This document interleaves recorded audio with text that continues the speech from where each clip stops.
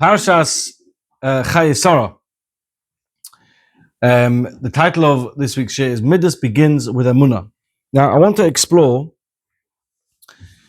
the topic of Avrohom Avinu finding a shidduch for his daughter, for his son. But I don't want to focus on the Parsha that actually details that.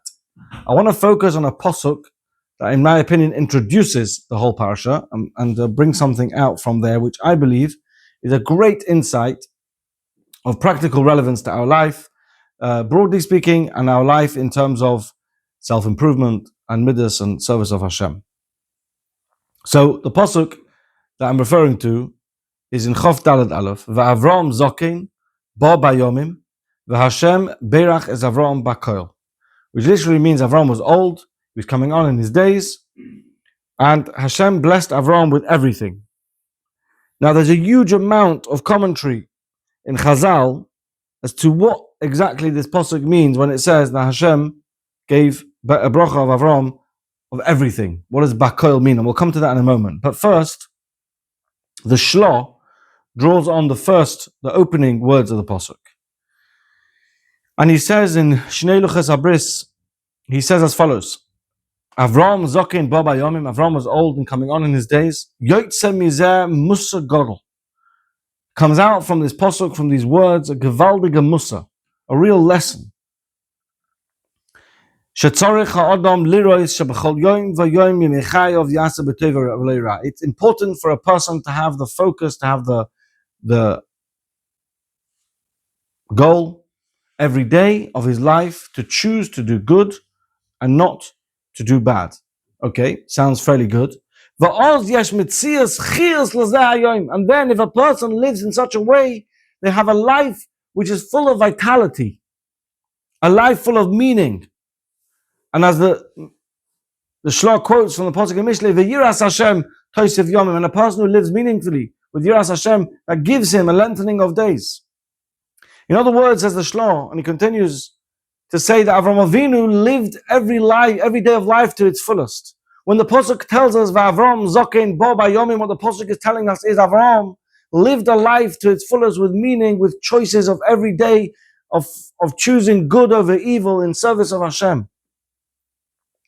And this is written in a way for us to draw from it. Similarly, the Gemara tells us, Yuma Chav Ches Amud Beis, Avrohom Avinu Zokein V'Yoshev B'Yeshiva, Shenema V'Avrohom Zokein Bo Bayomim.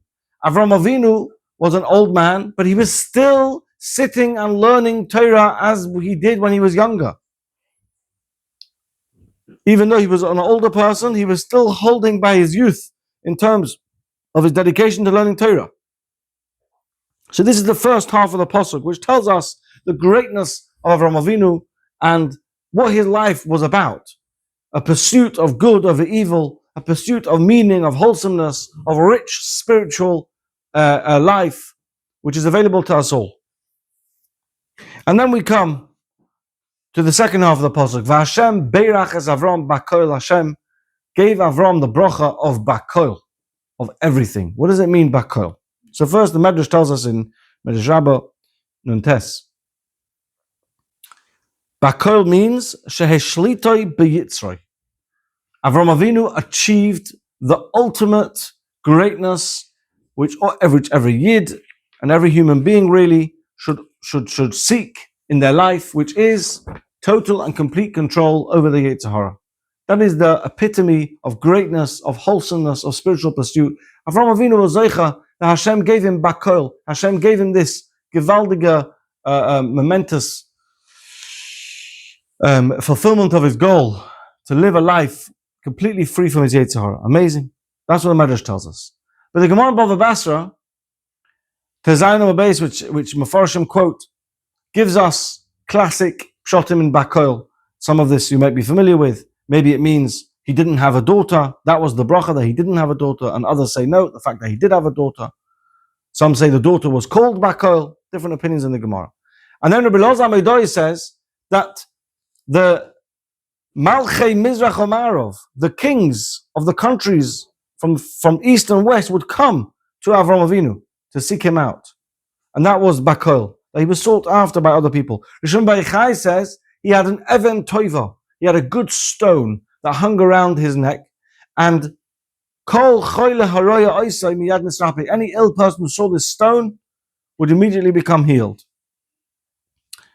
On that last one, lest you think it's magic, the Netziv in Hamagdovik is a very interesting pshat in that. Good literature pshat.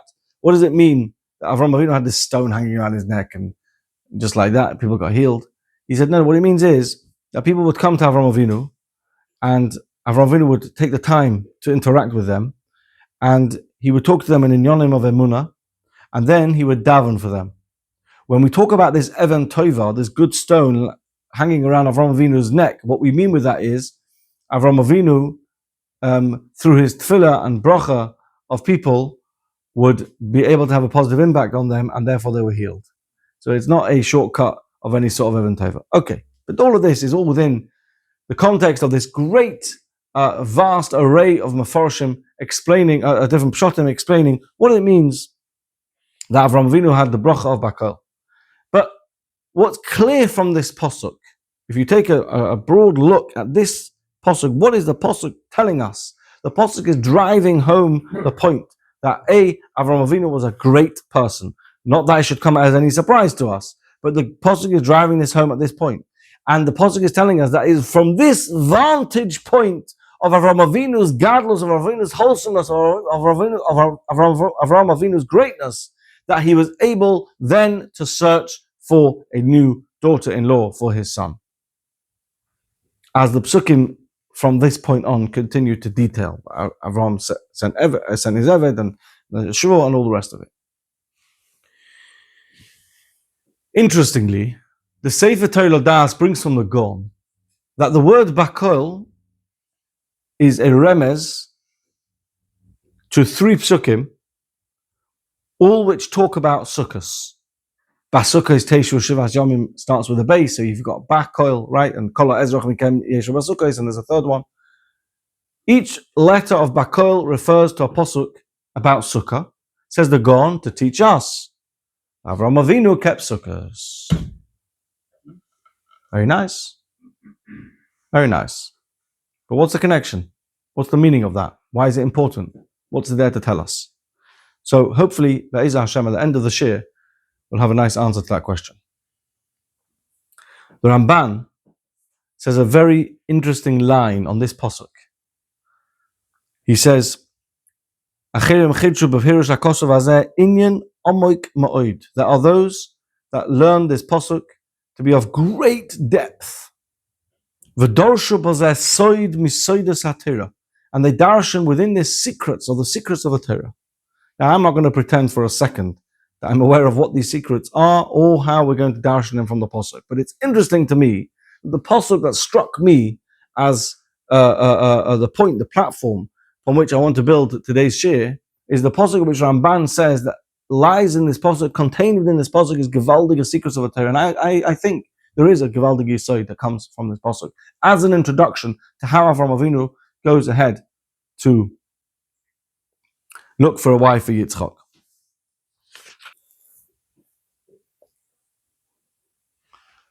Let's spend a moment and look at Avrohom Avinu as a person, because there is something very, very interesting here. If you look in the Mishna, in Tovos, Perikei Mishna Yutes, it's a famous Mishna. The Mishna contrasts the students of Avrohom Avinu and the students of Bilam. And the Mishna says, Kol mi sheyesh biyodoi shloisha dvarim halalu, whoever has these 3 things, they are mitalmidov shel Avrohom Avinu. They are students of Avrohom Avinu. Ushloisha dvarim achirim mitalmidov shel Bilam HaRasha. The opposing side is, if you're not a student of Avrohom Avinu, you have the opposite. You are the student of Bilam HaRasha. What are the 3 things? Ayin tova, ruach nemucha, nefesh shefala. Okay, so ayin tova is someone with a good eye. A good eye means positive outlook. Okay, they don't look cynically at people, looking positively at people. Ruach nemucha is a nivus, someone who doesn't toot his own horn. He respects other people. He doesn't go around shouting about himself. And nefesh shafala is really a reference to a person being happy with simple things, being happy to live simply, not going all extravagant and all the luxuries of life. Those are the three midas that the Mishnah points to and says, if you have these three midas, you're a student of Avrohom Avinu. And the opposite, you're a student of Bilam Arosha. Now, in case you're wondering what we mean by student, the Bartanura says quite clearly, a student means someone who learns from his Rebbe and follows in their way. Okay? It's like anyone who we admire, anyone who we want to consider is your Rebbe, is your teacher. What is it about them that makes you their student? If you listen to what they say, if you follow what they say, and you try and emulate them, that's what a student is. So here the Mishnah has detailed for us, Avrohom Avinu. What is Avrohom Avinu? These three midas. If you do these three midas, you're a student. Now I've got a question to ask you. What did Avrohom Avinu spend his time doing? Every Chedi Yingel knows. Avrohom Avinu spent his time teaching people about HaKadosh Baruch Hu. He taught the world the concept of Emuna and Bitochen in HaKadosh Baruch Hu. That's what Avrohom Avinu did. The Gemara in Sotah tells us, famously, Sotah Yudam Adalef, we learned that Avrohom Avinu had a pundit, had an inn, and he would, in people who would come past his inn, he would converse with them. They would bring them in to have something to eat, and after he's having something to eat, they would thank you, and he says, "Why are you thanking me? You have to thank HaKadosh Baruch Hu." Like, who? Right? HaKadosh Baruch Hu, who's that? Right? And they have a conversation, and what he did with that was he brought people to Emuna and HaKadosh Baruch Hu. This is what Avrohom Avinu was famous for. This is what Avrohom Avinu did. So if I was picking the Mishnah's language, if I was trying to point to the specific milah, the specific detail that would make you a student of Avrohom Avinu, I would say if you live your life with Emuna B'tochen, surely. Why does the Mishnah go to Midos? Isn't that an interesting thing? The Mishnah points to Midos and says, if you have these three Midos, you're a student of Avrohom Avinu. Surely the Mishnah should say, if you are someone who follows Emuna B'tochen. So in previous years, I've dealt with the topic of this Parsha of Shidduchim in a different way. So if you're going to listen back to previous Shiurim, you might find it doesn't really work with what we're about to say, but it doesn't matter because it's still true and it's a different approach. But this year I want to say something fresh, which I really think is insightful. The Chofetz Chaim tells us a Yesod. It's in Sefer Shmiras HaLoshen, Chilik Rishon, Shara Tvuna Tes. And the Chofetz Chaim tells us that a person has to be mechazik tomid b'midas habitochen. A person has to strengthen themselves in bitochen. And he explains, besides for it being the right way to live, the way to live b'kedusha, the way to live with avodas Hashem as it's supposed to be. But it's also important more broadly than that. And he talks at it from the context of Shmiras HaLoshen, but it's not limited to that at all, because he says the following. How many times, says the Chofetz Chaim, does it happen that someone does something to you negatively, and your Yetzer Hara pushes you to want to react in a negative way? You're insulted, you're reactive, you feel affronted by that person, you want to go after him. Whether it's something to do with your money, your business, or it's something to do with your honor, with your pride. And it becomes a big challenge to hold yourself back, not to react. That's very normal, says the Chofetz Chaim. That's very natural.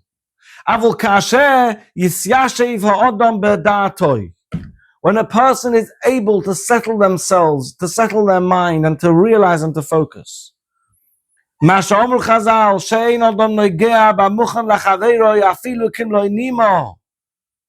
A person is unable to affect another person even by a hair's breadth. Every single thing that happens in this world, including what others do to us, is preordained and pre-planned by HaKadosh Baruch Hu. And if a person internalizes that, we don't mean a person pretends to play lip service to this. We mean that a person is able in their life to see the truth of this. The next time someone does something to you which isn't ideal, which isn't pleasant, you would be able, hopefully, to see it through the lens of this is the Ribono Shel Olam doing this to me, and this person is just a messenger. You're not going to react to the messenger. You'll deal with the person who sent him. Says the Chofetz Chaim, and this is pshat in the Pasuk of the Melech says in Tehillim. B'tach b'Hashem v'asei toiv. Have bitochen in HaKadosh Baruch Hu and do good. Says the Chofetz Chaim, mitchilo hizir es ha'odam b'midas ha'bitochen v'yachar kach al asiyas ha'toiv. First, the Pasuk tells us, warns us, encourages us to concentrate and to focus on bitochen, and from there to go forth and do good. Ki hu yesoid chazak sheyuchal lehibones alav kol binyan, says the Chofetz Chaim. Because such an approach provides the foundations upon which a person can build a strong building. Yuchal lehibones alav kol binyan, a person is able to build any building. Now he's obviously not talking in physical terms. He means a spiritual framework for growth. The core has to be bitochen. So all the goodness of life can come to a person. All the meaning, all the wholesomeness, all the spiritual heights a person can get to in their world, in this world, by living properly, can all come to a person if at the core foundation, the driver of it is there, which is Emuna B'Tochen. That's what Chofetz Chaim is telling us. And what's clear to me is that the Yesod, the foundation that lies within the words of Chofetz Chaim, is that Emuna and Bitochen fuels Midas Tovos. I want to explain two ways how that happens. First of all, as the Chofetz Chaim himself speaks out, if you realize everything is preordained, everything that happens to you is from Hashem, every person is only a messenger of the word of Hashem, suddenly nothing is personal anymore. You know how when someone says something to you that's a sort of an edgy joke, and you can kind of take it personally, or you can just see the humorous side. We've all been in those conversations. What a difference it makes, whether a person takes something personally or not. If you're able to be big about it and mature, you're able to, in a good mood, whatever it is, you have the perspective, and you're able not to take what's being said personally, it'll be water off a duck's back. The minute you take it personally, it becomes hurtful, you can't get over it, you have to go to therapy, it's a big trauma, etc. At least it could be. What the Chofetz Chaim is telling us here is never ever should you feel the need to take anything personally. It's all from the Rebbeinu Shalom. That's the first, or I would say the simple reading of this Yesod, of this principle. Through Emuna, Midas Tovos. All you have to do is have a bit of perspective, realize it's all from Hashem, and suddenly there's no personal involved, there's no animosity, there's no feelings between one another that's negative, gewaldig. There's a second point, which I think is more subtle, and I want to give a disclaimer before I share it with you. Because I generally like saying Divrei Torah in this shiur, I like sharing things in this shiur that I feel connected to, that I feel I can experience on a daily basis, that I really try and live by. But I'm going to share with you something now, which I know is true, but I'm not going to pretend I don't struggle with it myself. So I appreciate it's true, and that's why I'm sharing it with you, but it's just that little bit. I'm on a journey as much as anyone else is, okay? And this is that Emuna B'Tochen, living with Emuna B'Tochen, is living in a state of pure mental well-being. A Beiteach is never stressed. A Beiteach never has anxiety. You know what the feeling of a Beiteach is like? It's walking around on cloud 9, experiencing gratitude to HaKadosh Baruch Hu with every breath. Every minute of every day is an awesome experience of closeness to HaKadosh Baruch Hu. It's rising above everything that happens in this world, living with that clear-minded perspective of HaKadosh Baruch Hu is good, and everything that happens is good, and every element and every part of my life is just good. It's an exalted way of living which really affects us as people the more we can connect to it. I would go as far as to suggest that many times we think about our conduct, about our behavior, and we might think of elements of it in terms of bad midas or underdeveloped midas, when really it's just down to you being in a bit of a bad mood. And there's a difference in that. When a person is emotionally down, when a person is feeling stressed by events, when a person gets themselves in a tizzy, a person's their mind is full about something, they behave differently. They interact differently. And therefore, it's important to realize if that's all it is, then all you need to do is focus on getting yourself back to even keel again. Get yourself back to emotional equilibrium. Try and do whatever it takes, and every person's different in this regard, to just shake yourself out of whatever it is, and it might take some time, but fine. And when you're back on even keel, you'll be on even keel with your Midos as well. And if you want a really good example of this, really sharp example of this, think of Ne'ilah Yom Kippur. I love the example of Ne'ilah Yom Kippur because I feel, and maybe I'm wrong, maybe it doesn't apply to everyone, but I get the sense that most people have an experience by Ne'ilah of closeness to HaKadosh Baruch Hu that is unique, very unique to that time. There's just a closeness. There's just such a breakdown of barrier between oneself and Hashem. You haven't eaten all day. It's after a whole day of davening, it's the last few moments of Yom Kippur, you're geared up, you're emotionally engaged. It's such a beautiful, beautiful few minutes or hours, depending how long it lasts for you. So imagine the Yom Kippur and you're in your element. So you can pick whichever part of Yom Kippur in davening talks to you most, okay? But just imagine that now for a moment. You're in the Yom Kippur in your element of closeness to HaKadosh Baruch Hu. You might be emotionally engaged. You're really there. You're in the zone, okay? And in that moment, whilst you're in the middle of that, someone comes past you and does something annoying, okay? Whether they brush past you, they step on your toe, they pour something over your machzor, knock your machzor on the floor. Whatever it is, pick your example. I ask of you, how would you react? I can guarantee you, you won't react. Not only won't you react, it won't even be a struggle for you. It will be water off a duck's back. It will be completely insignificant to the moment. Now imagine the exact same scenario, but not by Ne'ilah Yom Kippur. It's after a long day, and you're a bit stressed about stuff, and you're a bit in your head about stuff, and someone does something a little bit annoying. Someone cuts you in the traffic. Someone knocks your siddur on the floor. Someone steps on your toe. Depending on who you are and how you react to situations of annoyance, you might say something you regret. You might act aggressively and do something you regret. But you're the same person, the same Midos, and yet an entirely different experience. When you're in the zone, when you're feeling close to HaKadosh Baruch Hu, when you're living with an experiential experience of Emuna and Bitochen, things that happen bein Adam laChavero don't mean the same as when you're not in that zone. In other words, a life of Emuna and Bitochen, by definition, is a life lived with Midos Tovos. There's an even more explicit link, not just the Chofetz Chaim, because the Gemara in Sotah tells us that down on the base, anyone who's haughty, or Rabbi Yochanan says, you're talking about someone who has a conduct in Midos, and the Gemara is pointing back to what?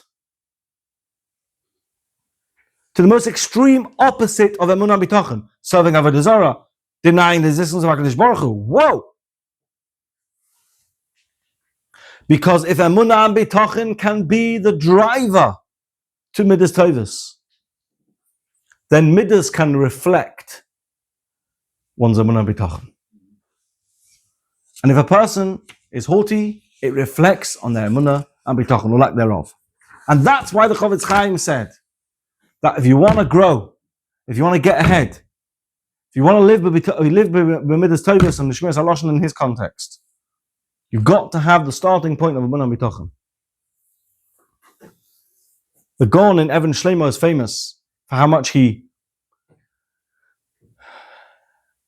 importance he gives to Midos as being the focus, the principle upon which all of Torah is based. And he says quite clearly in the Movoy in his introduction that when a person is about Midos Tovos, he'll be able to easily keep all the mitzvahs.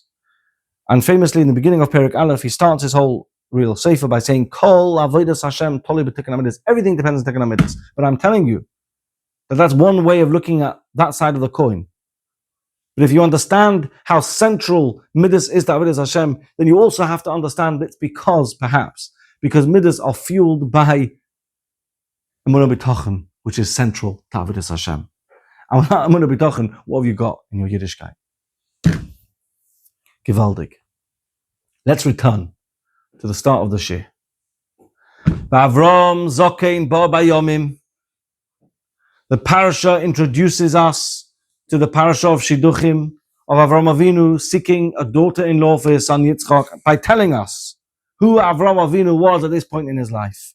Avrohom Avinu was a Zokein Bo Bayomim, as we quoted from the Gemara, he was a Zokein V'Yosef B'Yeshiva. As the Shloh says, that it's a gewaldige Musahaskel, that Avrohom Avinu lived every day to its fullest. He was an epitome of spiritual, meaningful existence. And he had Bakoil, as the Medrash tells us, Bakoil means Moshel B'Yitzroi. Bakoil means people sought him out for his wisdom. This tells us where Avrohom Avinu was holding. And we said from the Gon that Bakoil means also a remez to Sukkahs. What is the Yom Tov of Sukkahs, Rabbi Isai? Emuna B'Tochen. Sukkahs is Emuna B'Tochen. You go out in the Diras Keva, you go into Diras Ara, you're living under the Tzeilah Damanusa, without HaKadosh Baruch Hu, without a proper protection. This is Sukkahs, Emuna B'Tochen. The Torah is telling us Avrohom Avinu had everything you wanted from spiritual existence. He was a Zokein Baba Yomim, Yosef Yeshiva Bal. He had Bal Seichel, he had everything you want, Mishna B'Hitzro. You know why? Because he had Bakoil, because he was Sukkahs, because he had Emuna B'Tochen at his core. We asked on the Mishna, we said, how come the Mishnah tells us that to be a student of Avrohom Avinu, you have to have 3 Midas? Why doesn't the Mishnah talk about B'Tochen? Why doesn't the Mishnah tell us about what Avrohom Avinu was really about, which is Emunah B'Tochen? The teretz is, if you're a Talmud of Avrohom Avinu, I can tell that you're a Talmud of Avrohom Avinu by your conduct. Because if you're holding by Midas Tovos, I know you're holding by Emunah B'Tochen. In other words, the Mishnah is telling us the characteristics of a Talmud, not because that's all it was, not because all that matters is the Midas, it's because Midas is the conduct, Midas Tovos, in the way the Mishnah describes, is the conduct of someone who lives by Emunah B'Tochen, ayin tova, positive outlook, ruach nemucha, anivos, nothing ever bothers him, water off a duck's back. These are the character traits of someone who lives an experiential life of Emunah B'Tochen. And Rabbi Isai, the cherry on the cake. This is why Avrohom Avinu proceeded into the Parsha of Shidduchim by looking for a daughter-in-law not from the B'nois Canaan. He had one criteria. Today people have lists. He had one criteria. The one criteria was, do not take a girl from B'nois Canaan. Do you know how far he went with that? He wouldn't even let Eliezer Eved Avram, who is described in Chazal as Doilo Mashkim, into his rabbi. He was holding Kemat by where Avrohom Avinu was holding in greatness, Eliezer Eved Avram was holding by. And Avram said, no, don't even take his daughter. Why not? Find a shidduch. B'nois Canaan. So what? Canaan or Avodah Zarah. I don't want the daughter-in-law to have even the potential of something that runs counter to Emunah and B'Tochen. I need the imohos, I need the chain that's going to be continued with Yitzchok and his wife to be one that's driven by, that's fueled by Emunah B'Tochen, and Avrohom Avinu is going to prioritize that above everything else. Just don't take one from B'nai Canaan where they don't have that. If they have even the potential of it, like the daughter of Avram, because she comes from Canaan, I don't want to know. Disqualifies her. So Rabbi said the takeaway for me from this perspective is, yes, Midas matters. As we said, Midas is a primary principle in Avodas Hashem. But they matter most of all as they serve as a reflection of our Emunah and B'Tochen. And we have to realize, like the Chavetz Chaim says, that if we want to end up being described like Avrohom Avinu is described, as a Zokein, Bo Bayomim, Berach Avram Bakoil, he had everything, every bit of spiritual growth one could imagine. One has to remember where it begins. One has to remember what fuels it. And that is nothing other than Emuna and Bitochen. Shkoyach.